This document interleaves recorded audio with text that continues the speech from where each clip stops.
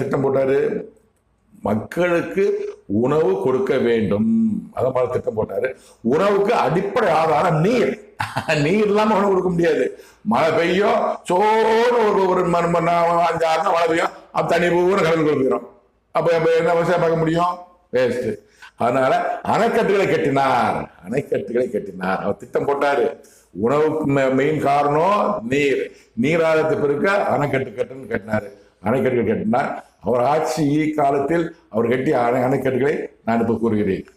வைகை அணை, மணிமுத்தாறு அணை, பவானிசாகர் அணைக்கட்டு ஈரோடு, வைகை அணை தேனியில இருக்கு, மணிமுத்தாறு நெல்லையில இருக்கு, அமராவதி அணை திருப்பூர்ல இருக்கு, சாத்தனூர் அணை, கிருஷ்ணகிரி டேம், காமராஜர் சாகர் டேம்.